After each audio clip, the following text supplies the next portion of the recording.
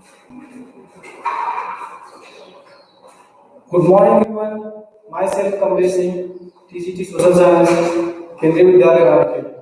I welcome you all in my live class of Social Science History, Class 7, Chapter 1.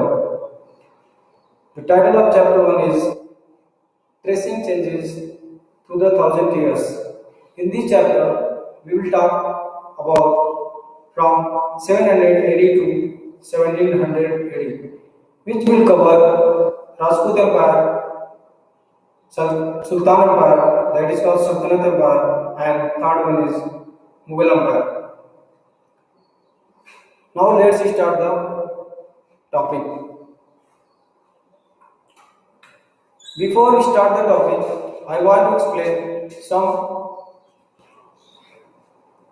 typical words which is very important to understand before we start the topic. First word is cartographer. A person who makes maps is called cartographer. In the chapter, there are many cartographers who have made different type of maps in the NCERT book. Cartographer is not related to only history. Cartographer is also related to geography, history, or any subject. For example, if we are going to picnic and if any child is making the map of picnic site, that child also called cartographer. Second is archive, a place where documents and manuscripts are stored. Today, all national and state governments have archives where they keep all their old official records and transactions. तो जो archive है, it is also called संग्रहालय in Hindi language. It means ये ऐसा place है जहाँ पे documents manuscript होता है जो हाथ से लिखी हुई चीजें हैं. पहले जब पेपर नहीं होता था तो उसमें मैन्यूस्क्रिप्ट बहुत सारे लिप्स पे स्टोन्स पे लिखी जाती थी. That is manuscript. ये जिस प्लेस पे स्टोर होता है उस प्लेस को हम आर्काइव बोलते हैं. Today's scenario, archive is offline and online. If you go to your email, you will see there is a one, but in archive there are many records and many transactions. I hope you understood the cartographer and archive. Third is habitat. What is habitat?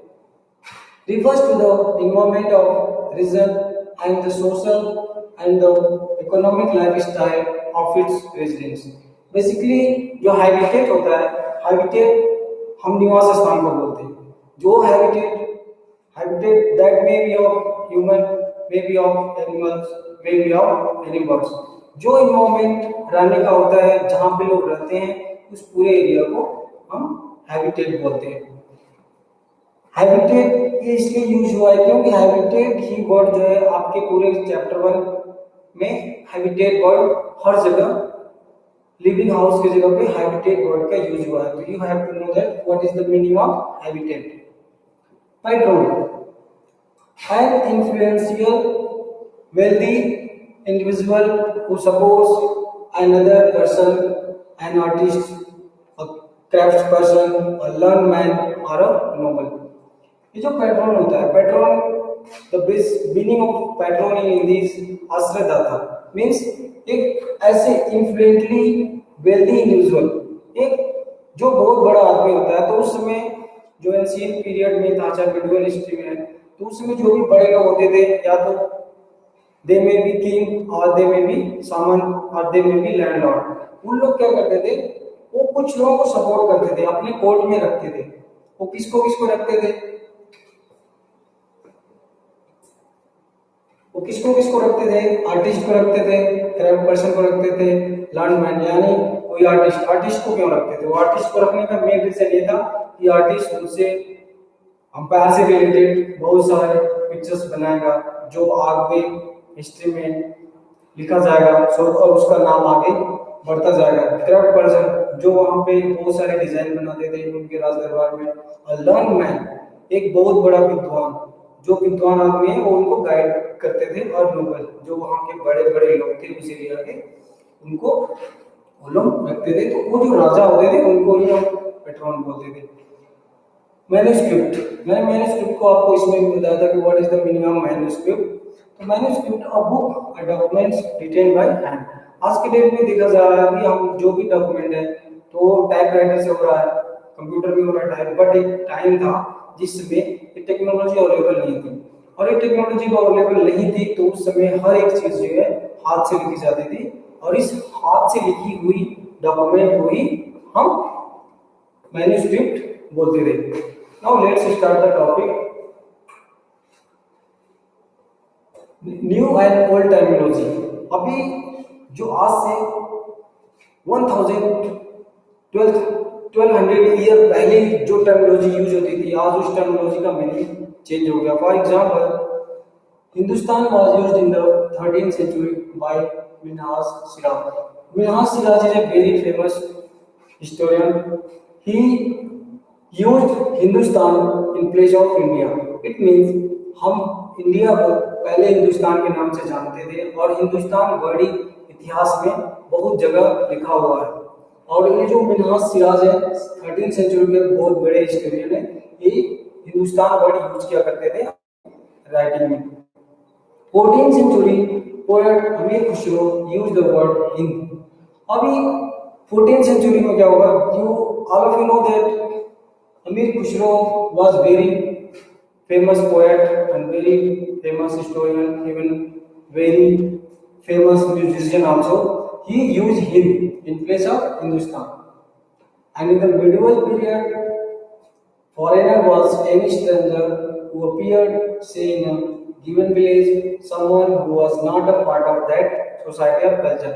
जो foreigner language है आज के date में, foreigner हम उसको बोलते हैं जो कोई विदेश का है, यानी हमारे कंट्री का नहीं है, दूसरे कंट्री का है, उसको हम फॉरेनर बोलते हैं। बट इन मिडियल हिस्ट्री कोई भी stranger person, any stranger person जिसको लोग नहीं जानते थे, अगर यानी एक गांव का, अगर एक विलेज का पर्सन दूसरे विलेज में जाता था और उस विलेज में उसको अगर लोग नहीं जानते थे तो उसको ही फॉरेनर बोलते थे। तो वो मिडिल ईस्ट में था। But today's foreigner is meaning is totally different. India is known in the present time. अभी आज के डेट में जो पहले हिंदुस्तान, हिंद बोला जाता था, उसको आज के डेट में हम इंडिया बोलते हैं। और India is famous for every country. तो एक ही वर्ड यूज होगा आज के डेट में, इंडिया, और जिसको हम भारत भी बोलते हैं। तो या तो इंडिया या तो भारत, दो ही वर्ड है हमारे कंट्री के लिए।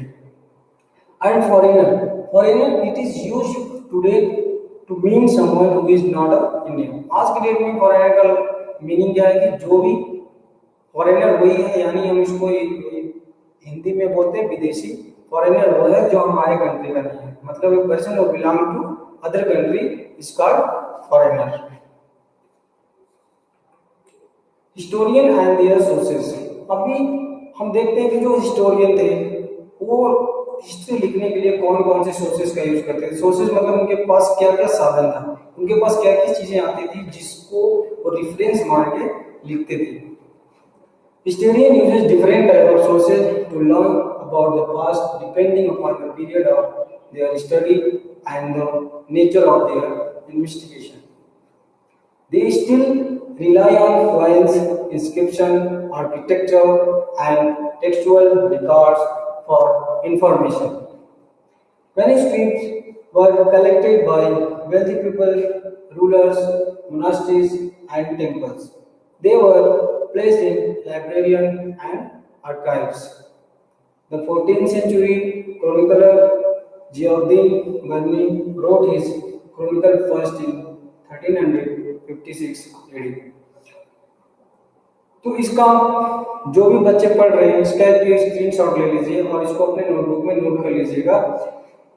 और जो हिस्टोरियन है उस टाइम जो भी लोग इन्वेस्टिगेशन करते थे, अपना स्टडी करते थे, इन्वेस्टिगेशन करते थे, स्टडी करते थे, and after investigation and after study they got many information.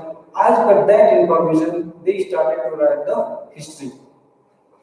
And second is they still rely, and उस टाइम दे रिलाई ऑन, वो किस पे विश्वास करते थे, कॉइन्स पे, इंस्क्रिप्शन पे, आर्किटेक्चर्स पे, टेक्सचुअल रिकॉर्ड्स और इंफॉर्मेशन। और कोई भी इंफॉर्मेशन लिखना होता था, कोई भी इतिहास हिस्ट्री से रिलेटेड कोई भी फैक्ट लिखने होते थे तो किस पे रिलाई करते थे, किस पे विश्वास करते थे, कॉइन्स। कॉइन्स पे क्यों विश्वास करते थे?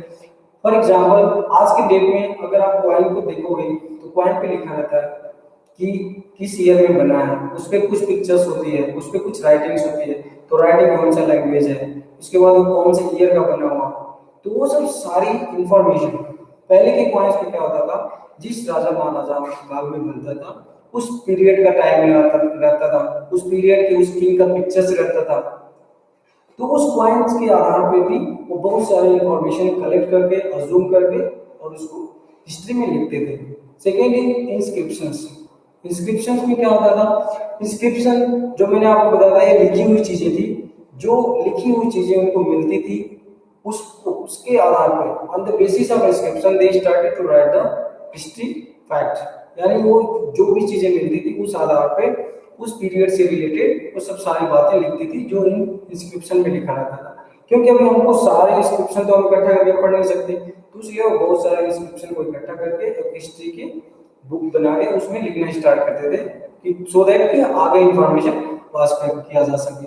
एंड आर्किटेक्चर्स, आर्किटेक्चर्स में हमने देखा है कि बहुत सारे जो इमारतें हैं उसमें आर्किटेक्चर मतलब वो कौन सी शैली यानी कौन सी उसमें मेथड यूज किया गया है, उस मेथड के बेस पे भी वो हिस्ट्री को डिफरेंट डिफरेंट तरीके से लिखते थे। यानी टेक्सचुअल रिकॉर्ड्स, यानी टेक्सचुअल रिकॉर्ड, यानी टेक्सचुअल का मतलब क्या होता है कि जो राइटिंग थी, जो रिकॉर्ड्स होते थे उस आधार पर भी वो हिस्ट्री को लिखते थे। Manuscript were collected by wealthy people. अब जो मैन्युस्क्रिप्ट है, जो मैंने बोला था कि ये हाथ से लिखी हुई होती है, ये कौन लिखवा सकता था? कोई गरीब आदमी उस समय का जो पुअर पर्सन है अपने बारे में तो मैन्युस्क्रिप्ट लिखवा नहीं सकता था, क्योंकि मैन्युस्क्रिप्ट लिखवाना इतना इजी नहीं था। That time writing of manuscript was not easy. तो या तो कोई रूलर्स, या तो बहुत वेल्दी पीपल, या तो कोई बहुत धनी आदमी, या तो रूलर्स जो किंग्स होते थे वो लिखवाते थे, या तो मोनेस्ट्रीज राज दरबार, या तो टेम्पल्स, या जो टेम्पल्स जो मंदिर में मैन्युस्क्रिप्ट लिखा रहता था, the basis of that manuscript they write to history, they were placed in library। और ये जितनी भी रिकॉर्ड्स है या तो लाइब्रेरी में होती थी या तो आर्काइव्स में होती थी। द 14th सेंचुरी गवर्नमेंट, जो 14th सेंचुरी के सबसे बहुत जो जियाउद्दीन बर्नी है वो बहुत बड़े क्रॉनिकलर थे, यानी वो इतिहास लिखते थे। तो उन्होंने सबसे पहले पॉइंट आप याद कर लेना, 1356 में उन्होंने अपना क्रॉनिकल लिखना स्टार्ट किया, इतिहास लिखना स्टार्ट किया था। The value of paper. अभी आप पेपर जो आज today scenario, the value of paper is nothing because we have seen everywhere paper are using. Even if you are going to market and you will get something in that of paper. If you are walking somewhere, you will find there are number of pieces of paper are lying and not flying. That time of what is the value of paper? उसमें paper का value क्या था, paper था कि नहीं था, सब सारी चीजें इस एक्ट के जरिए पता चलेगा। In the middle of the 13th century, a scholar wanted to copy a book। 13th century में जो स्कॉलर क्या होते हैं, जो स्कॉलर बेसिकली विद्वान लोग होते हैं, मतलब हिस्ट्री में स्कॉलर लोग होते हैं जिनको हिस्ट्री का बहुत ज्यादा नॉलेज होता है, उसको बोलते हैं scholar. Wanted to copy a book. 13th century के मिडिल में वो एक कॉपी बनाना चाह रहे थे, एक बुक बनाना चाह रहे थे, but he did not have any paper, बस उनके पास पेपर नहीं। अजूम कि उस समय पेपर नहीं था, तो उस समय इन दैट टाइम वो लोग कैसे लिखते थे, कैसे सारी चीजों को रिकॉर्ड को मेंटेन करते थे। मतलब आप इमेजिन करो कि अगर पेपर आज के डेट में भी नहीं हुआ तो कैसे पढ़ाई हुई, कैसे कोई रिकॉर्ड हम अपने पास उसको सुरक्षित रख सकते हैं।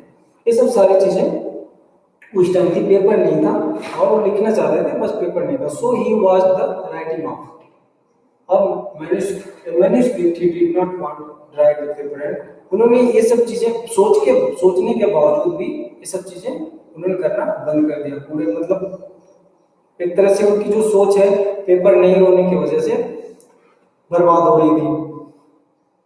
और सेंचुरी लेटर, एक सेंचुरी यानी एक शताब्दी के बाद, if you bought some food in the market you could be lucky and have the shopkeeper back it for you in the some paper. मैंने वही बात बताई कि अगर आज के डेट में आप जाओगे तो पेपर का क्या वैल्यू है आपको मार्केट में देखने से पता चल जाएगा कि पेपर को कैसे वैल्यू दे रहे हैं, पेपर का कैसे यूज किया जा रहा है। तो same things was happened when after 1 century यानी 13 सेंचुरी के समय पेपर नहीं था, बट जैसे ही 14 सेंचुरी आया पेपर जो है स्टार्ट हो गया। ये मैं आपके जनरल अवेयरनेस के लिए बता रहा हूँ कि सबसे पहले जो पेपर स्टार्ट हुआ था वो चाइना से स्टार्ट हुआ था। पेपर की जो बनाने का मेथड है चाइना से ही स्टार्ट हुआ था, चाइना ने सबसे पहले स्टार्ट करा था। When was paper was more expensive and easily available in the 13th or 14th century। तो मैंने अभी आपको बताया, यहाँ पे देखिए, यहाँ पे लिखा है in the middle of 13th century scholar wanted a copy of book but he did not have enough paper। और नेक्स्ट में लिखा century later if you bought some food in the market you could be lucky and have the shopkeeper। मतलब एक century के 1 century के बाद जो है पेपर अवेलेबल हो गया। आपके एग्जाम में क्वेश्चन हो सकता है when was paper more expensive and easily available. कब एक्सपेंसिव था और इजीली अवेलेबल था, 13 सेंचुरी में था कि 14 सेंचुरी में था। तो as per 2 points the 14 century is the correct answer. New social and political group, the study of 1000 year between 700 and 1750। जब जो हिस्टोरियन थे उन्होंने स्टडी किया 700 से 1750 तक, तो उन्होंने बहुत सारे सोशल एंड पॉलिटिकल ग्रुप्स देखा, जो नए नए सोशल ग्रुप डेवलप हुए, नए नए पॉलिटिकल ग्रुप हमारे सोसाइटी में डेवलप हुए। तो उस ग्रुप के बारे में उन्होंने थोड़ी थोड़ी डिस्कशन यहाँ पे करेंगे। This was also period of great mobility. ये मोबिलिटी क्या होता है, मोबिलिटी का मतलब जैसे मोबाइल है, मोबाइल हम कहीं भी यूज कर सकते हैं, तो मोबिलिटी का मतलब क्या था कि मूवमेंट था। वो ऐसा पीरियड था जो 700 टू 1750 का एक ऐसा पीरियड था जिसमें बहुत ज्यादा मूवमेंट हुए थे। वो मूवमेंट रिलेटेड रिलेशन का मतलब क्या था, उस समय लोग एशिया से इंडिया में आते थे, इंडिया से लोग एशिया में जाते थे, इराक, अफगानिस्तान, ईरान, गजनी, वहां से लोग यहाँ इंडिया में आते थे, यहाँ पे लूट कर सामान लेके जाते थे। तो ये पीरियड जो था बहुत बड़ा मोबिलिटी यानी बहुत बड़ा मूवमेंट का पीरियड था।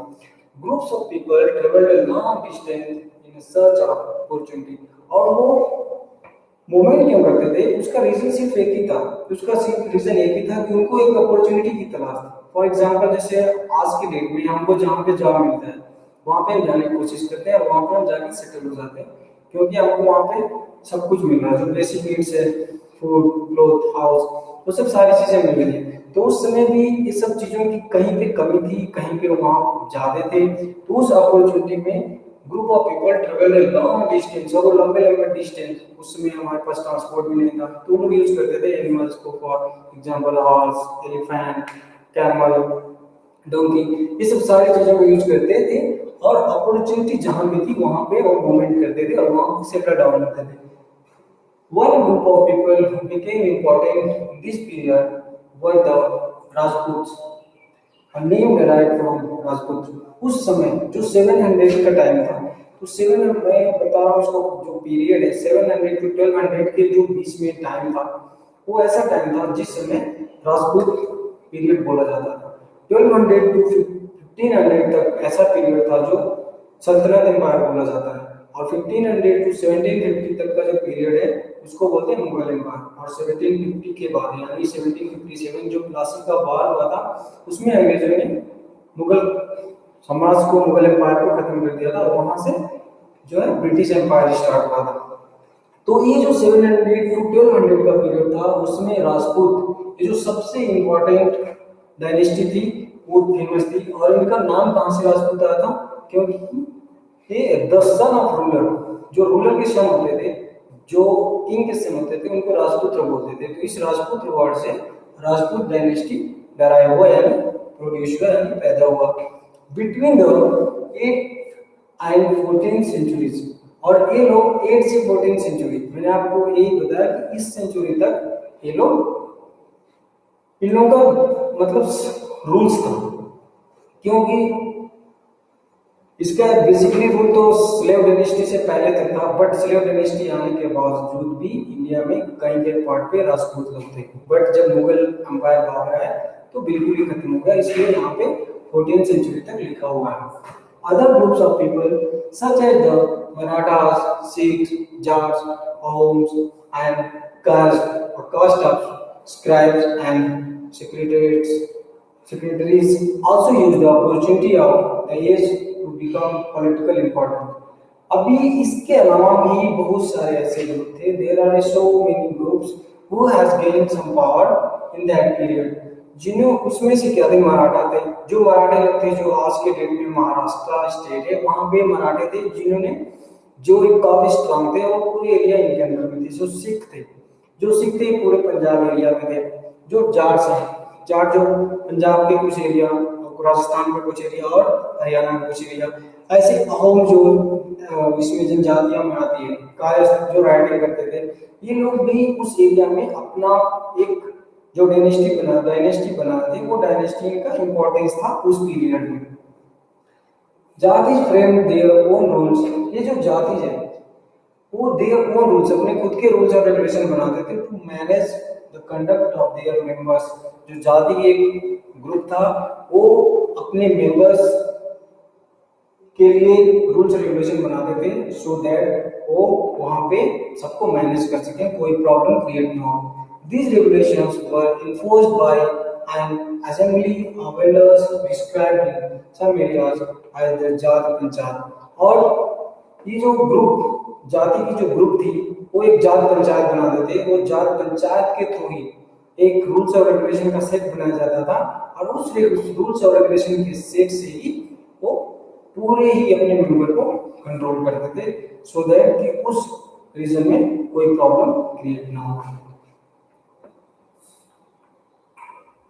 रीजन एंड एम्पायर, अभी हम देखेंगे कौन से रीजन में कौन सा एम्पायर था और कौन सा एम्पायर सबसे फेमस था, कौन सा डायनेस्टी सबसे फेमस थी। Large state like those of the Cholas, Tughlaq और मुगल्स encompassed many regions। जो चोला डायनेस्टी है, तुगलक जो चोला डायनेस्टी है, तुगलक डायनेस्टी है,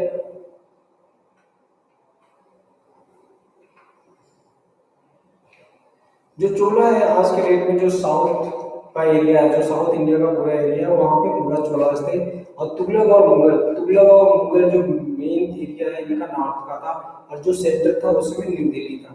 लेकिन तुगलक और मुगल काल में, मुगल एम्पायर में भी इन लोगों ने ट्राई किया था, और साउथ में भी इन्होंने अटैक किया था और कुछ एरिया को अपने अंडर में लिया था। दिल्ली सुल्तान Ghiyasuddin Balban 1266 to 1287 explained that he was the ruler of vast empire that stretched from Bengal God in the east to Ghazan in Afghanistan in the west and included all of South India, Dravid। ये दिल्ली सुल्तान गयासुद्दीन बलबन है, जिनका time लिखा है 1266 to 1287। इन्होंने explain किया, यानी इन्होंने भी कोई डॉक्यूमेंट्स में लिखे हुए हैं, उस डॉक्यूमेंट के बेस पे ये बोलते हैं कि इनका जो एम्पायर था वास्ट, बहुत बड़ा एम्पायर था, बहुत बड़ा इनका राज्य था, बहुत बड़ा साम्राज्य था। और वो कहाँ से था? बंगाल, जो बंगाल है जो आज के डेट में इंडिया के ईस्ट में है, बंगाल ईस्ट में है, तो ईस्ट में उसमें कौन से डायनेस्टी थी? गौड़ डायनेस्टी थी। ये बलबन बोल रहे हैं कि जो गौड़ डायनेस्टी थी उनके ऊपर भी उनका रूल्स था, उनका शासन था। और in the east to Ghazni, और Ghazni in the Afghanistan in the west, east में बंगाल तक था और वेस्ट में गजनी जो पाकिस्तान अफगानिस्तान के साइड में, अफगानिस्तान के साइड में गजनी तक एम्पायर था। और साउथ इंडियन में द्रविड़ लोग रहते हैं, तो इसमें ये बताया हुआ कि साउथ इंडिया में भी वो पूरा उनका रूल्स था, यानी साउथ इंडिया में द्रविड़ के ऊपर रूल था, बंगाल में गौड़ के ऊपर था, और गजनी के एरिया में भी उनका पूरा एम्पायर था। When the Mughal Empire declined in the 18th century, it led to the reemergence of regional state. और यहाँ पे ये जो लाइन है बहुत ही important, this is the very important line, because जैसे ही मुगल एम्पायर खत्म हुआ 18 सेंचुरी में यानी 1757 में, जैसे ही अंग्रेजों ने प्लासी का वार हुआ उसमें मुगल साम्राज्य खत्म किया, उसके बाद जितने भी स्टेट थे, चाहे उस जितने भी टाउन स्टेट जो भी थे, वहां पे जो भी छोटे छोटे लैंडलॉर्ड थे या छोटे छोटे नवाब थे, चाहे छोटे छोटे सामान थे, उन्होंने अपने आप को फ्री डिक्लेयर कर दिया, यानी पूरा कंट्री एक छोटे छोटे पार्ट में डिवाइड हो गया और अपने आप को सभी अपने एरिया को किंगडम बना लिए और अपने आप को किंग समझने लगे थे। Okay, old and new religion. अब ये जो रिलीजन है, अगर प्रेजेंट टाइम में देखें तो रिलीजन हमारे में क्या है, हिंदू है, मुस्लिम है, सिख है, क्रिश्चियन है, पारसी है, बौद्ध है, बहुत सारे रिलीजन आज के डेट में इंडिया में है। तो इस हिस्ट्री के अकॉर्डिंग उस समय कौन से रिलीजन थे, कौन से रिलीजन बाहर से आए थे, यानी कौन से रिलीजन उस समय हमारे थे और कौन से बाहर से आके यहाँ पे फैले हुए हैं, तो उसके बारे में पढ़ेंगे। People's belief in the divine was sometimes deeply personal. We call Hinduism today. It included the worship of new deities, the construction of temples, virality, and the growing importance of Brahma.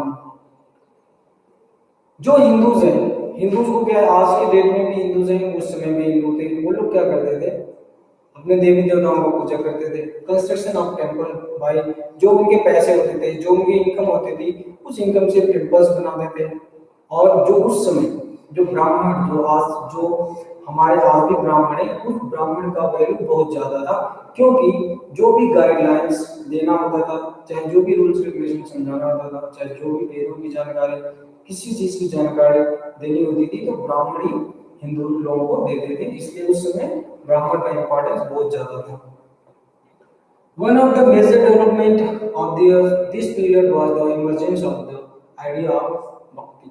उस समय जो एक भक्ति भक्ति का idea develop हुआ था, वो बहुत इंपॉर्टेंस रखता है, क्योंकि भक्ति के आइडिया में कई टाइप के आइडियोलॉजी डेवलप हुए थे, जिसमें कुछ लोग ऐसे थे जो किसी भी आइडल का पूजा नहीं करते थे, यानी किसी वो उनको बोलते थे जो निरंकार होते हैं, यानी किसी भी आइडल का पूजा नहीं करते थे, वो बोलते थे कि आत्मा होती है, उस आत्मा को समझ के वो अपना ध्यान केंद्रित करते थे। उसके अलावा दूसरा ऐसे थे जो स्टैचू की पूजा करते थे, और स्टैचू की दो पार्ट में डिवाइड था, जो राम भक्ति अलग थी, कृष्ण भक्ति अलग थी। तो जो मतलब ये भक्ति जो डेवलप हुआ था उस समय, फैक्ट ये भी उस समय बहुत इम्पोर्टेंट था, और ये इसी पीरियड में हुआ था 700 टू 1700 के बीच में। Merchants and migrants first brought the teaching of the Holy Quran to India in the 7th century. जो आज के डेट में जो मुस्लिम रिलीजन है, वो 7th सेंचुरी से पहले इंडिया में नहीं था, बट 7th सेंचुरी में जो होली कुरान है, जो मुस्लिम रिलीजन का सबसे होली बुक है, वो कुरान है। वो जो कुरान में जो भी शिक्षाएं थी, जो भी एजुकेशन था, वो सब एजुकेशन हमारे इंडिया में फैलाना स्टार्ट हुआ था, वो इसी पीरियड में हुआ था। Many rulers were patrons of the Islam and the ulema. इसमें क्या हुआ कि बहुत ये इस्लाम जो रिलीजन है, ये इतना ज्यादा स्प्रेड क्यों हुआ, इतना ज्यादा क्यों फैल गया और पूरे कंट्री में फैला और बहुत जल्दी फैला, उसका रीजन क्या था, क्योंकि बहुत सारे जो रूलर थे, जो मुस्लिम रूलर थे, वो सपोर्टर थे किसके, जो पैट्रॉन्स, मैंने पहले वर्ड बताया था, पैट्रॉन मतलब आश्रय देना, यानी उनको बढ़ाने का मौका देना। इस्लाम जो इस्लाम रिलीजन को उन्होंने बढ़ाने का पूरा मौका दिया। एंड उलेमा, उलेमा कौन होता है, और teacher who teach the religious things, यानी ये जो अपनी धार्मिक शिक्षाओं को बढ़ाते थे, उनका वो लोग सपोर्ट किए बहुत सारे लोग। लॉर्ड थियोलॉजियंस एंड ज्यूरिस्ट, उन्होंने इस तरह इस्लाम का उन्होंने सपोर्ट किया, उलेमा का सपोर्ट किया, और जो भी इस सिद्धांत को मतलब बोलते थे करेक्ट है, उन सभी लोगों का उन्होंने सपोर्ट किया। There were the Shia Muslims who believed that the Prophet Muhammad's son-in-law Ali was the legitimate leader of the Muslim community, and the Sunni Muslims who accepted the authority of the early leaders, Khalifas of the community, and the succeeding Khalifas. There were other important differences between the various schools of law, Hanafi and Safi, mainly in India. अभी ये जो इस्लाम धर्म emerge हुआ, इस्लाम धर्म जो उत्पत्ति हुई, जो पैदा हुआ, वो इस्लाम धर्म भी दो पार्ट में डिवाइड हो गया। फिर एक पार्ट को उन्होंने बोलना स्टार्ट किया शिया, और दूसरे पार्ट को बोलना किया सुन्नी। शिया वो लोग थे जो उनके सन इन लॉ जो प्रॉफेट मोहम्मद थे, जिनको बोलते हैं कि इस्लाम धर्म को प्रोड्यूस करने वाले यानी पैदा करने वाले प्रॉफेट मोहम्मद थे, उनके जो सन इन लॉ थे, जो अली, उस अली के शिक्षाओं पे जो सपोर्ट करते थे उनको शिया कहा गया। और जो जो ये जो हमारे पैगंबर साहब थे और पैगंबर साहब की बातों को मानने वाले, और खलीफा जो खलीफा थे वो पैगंबर साहब को मानते थे, उनको मानने वाले लोगों को सुन्नी कहा गया। ठीक है, स्कूलों में भी इससे रिलेटेड जो भी एजुकेशन दिया जाता है उसको हनाफी और साफी कहा जाता है, और ये वर्ड मेनली सिर्फ इंडिया में यूज होता है। Thinking about time and historical periods, historians do not see time just as a passing of hours, day or years, as a clock or a calendar. Time also reflects changes in the social and economic organization. जो लिखा हुआ thinking about time and history, जैसे हम लोग अभी सोच रहे हैं कि आज का दिन खत्म हो गया, 1 घंटे खत्म हो गया, 2 घंटे खत्म हो गया, हिस्टोरियन इस टाइप पे कभी भी नहीं सोचते कि ये टाइम 1 घंटे का था, 2 घंटे का था, एक दिन बीत गया, वो ऐसे नहीं सोचते। वो लोग सोचते हैं कि पूरे सोसाइटी में, सोशल एंड इकोनॉमिक, पूरे सोसाइटी में, पूरे इकोनॉमी में, यानी समाज में क्या परिवर्तन आ रहा, अर्थव्यवस्था में क्या परिवर्तन आ रहा, धार्मिक परिवर्तन यानी रिलीजियस चेंजेस क्या हो रहा है, उस चेंजेस के मतलब बेसिस पे ही हिस्टोरियन सोचते हैं, उसके हिसाब से वो लिखते हैं। In the middle of the 19th century, British historian divided the history of India into 3 periods: Hindu, Muslim, and British. This division was based on the idea that the religion of rulers. अभी जब British historian history start किया लिखना, तो उन्होंने क्या किया, पूरे इतिहास को यानी पूरे हिस्ट्री को 3 पार्ट में डिवाइड कर दिया, और उन्होंने डिवाइड कर दिया जो रूलर थे, वो रूलर कौन से रिलीजन के थे, कौन से कास्ट के थे, उस हिसाब से उन्होंने डिवाइड किया। तो उन्होंने क्या किया कि पूरे हिस्ट्री को उन्होंने 3 पार्ट में they divided into 3 part. One part Hindu, another part is Muslim, and जो पार्ट उन्होंने स्टार्ट किया, the third part is British। उन्होंने अपने पूरे आइडियोलॉजी में पूरा इसको रिलीजियस तौर पे पूरे हिस्ट्री को डिवाइड कर दिया। Few historians follow this periodization today. Most look to economic and social factors to characterize the major events of different moments of the past. अभी इसमें कुछ हिस्टोरियन तो ऐसे हैं जो पूरे हिस्ट्री को ब्रिटिश ने जैसे डिवाइड किया उसके अनुसार मानते हैं, बट कुछ हिस्टोरियन ऐसे थे जो ब्रिटिश ने जो डिवाइड किया उसके हिसाब से, उसके अनुसार यानी उसके अकॉर्डिंग नहीं मानते, बल्कि पूरे हिस्ट्री में सोशल चेंजेस के आधार पे, इकोनॉमिकल चेंजेस के आधार पे, रिलीजियस चेंजेस, सबको मिलाने के बाद जो चेंजेस आया, उस चेंजेस के आधार पे उन्होंने हिस्ट्री को डिवाइड किया। उन्होंने क्या किया, ancient, medieval and modern.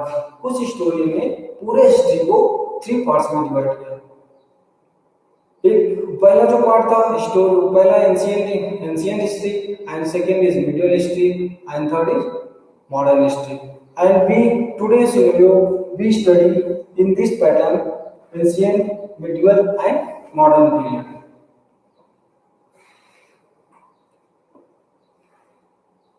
Summarization of the chapter.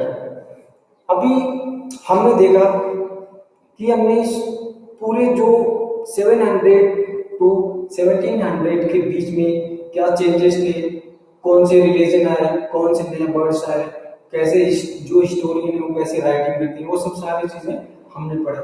और इसको भी मैं समराइज कर रहा हूँ। तो ग्लोसरी ऑफ द चैप्टर, इस चैप्टर में जो ग्लोसरी था, जो मेन इंपॉर्टेंट वर्ड्स था, उसके बारे में हमने डिस्कस करा।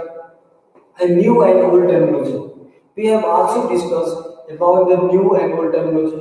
New terminologies India and old terminologies Hindustan, Hindu, foreigner, etcetera. Historian and their sources. In this chapter, we also study the historian and their sources. We have learned about Jawahir Barni. We have learned about Minas Siras, and their views and their sources, means उन्होंने कौन से sources को, for example manuscript, coins, ये सब चीजों को उन्होंने use किया और उन सब चीजों को यूज करके उन्होंने हिस्ट्री लिखने स्टार्ट किया। द वैल्यू ऑफ पेपर, हमने एक चैप्टर में पढ़ा कि वैल्यू ऑफ पेपर उस समय और आज की डेट में क्या डिफरेंस है। उस समय पेपर का वैल्यू कितना था और आज की डेट में पेपर का वैल्यू कितना था। उस समय स्टोरियन एक बुक लिखना भी चाहते थे बट उनके पास रिसोर्सेज नहीं था, पेपर्स नहीं थे। तो जो हमारे पास आज टेक्नोलॉजी है वो टेक्नोलॉजी नहीं था उस टाइम। तो इस वजह से वैल्यू ऑफ पेपर उस टाइम क्या था, आज का टाइम था 13th सेंचुरी में वैल्यू ऑफ पेपर बहुत ज्यादा था, बट टुडेज 21 सेंचुरी में वैल्यू का जो पेपर का वैल्यू है बहुत कम है, क्योंकि हम देखते हैं कि बहुत ज्यादा वेस्टेज हो रहा है। New social and political group, अभी हमने ये भी देखा कि सोशल ग्रुप सामंत हुए, इसके बाद राजपूत हुए, मुस्लिम किंग हुए और कायस्थ हुए। बहुत सारे नए सोशल ग्रुप उस पीरियड में डेवलप हुए, उस पीरियड में प्रोड्यूस हुए। अब रीजन एंड एम्पायर, हमने देखा कि जो पूरा इंडिया कितने रीजन में बटा हुआ था, कोई नॉर्थ है, साउथ है, ईस्ट वेस्ट, वो जितने भी रीजन थे, किसी का बहुत बड़ा एम्पायर था, किसी का छोटा एम्पायर था। हमने ये देखा कि जो बलबन ने लिखा था कि जो ईस्ट बंगाल में जो गौड़ जो डायनेस्टी थी उस पर भी उसका रूल था, और जो वेस्ट में अफगानिस्तान है वहां पे भी उसका रोल था, और गजनी तक, अफगानिस्तान तक, साउथ में जो द्रविड़ थे वहां तक भी उसका रूल था। ओल्ड एंड न्यू रिलीजन्स, हमने देखा कि in our country which religion was old and which religion was new.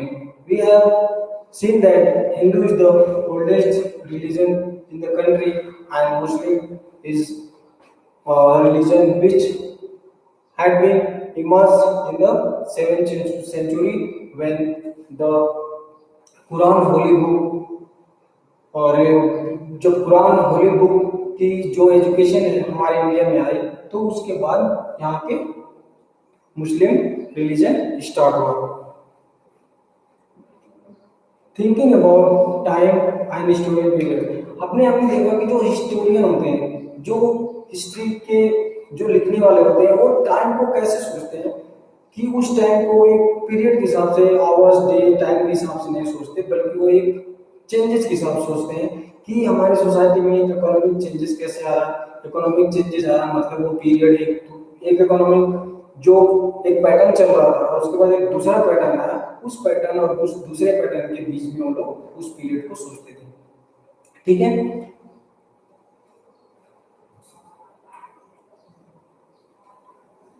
अभी ये हिस्ट्री का chapter 1 class 7 now completed. If you have any doubts you can ask through a comment box and you can ask to my WhatsApp number, and if you have any doubts regarding anything you can ask me anytime.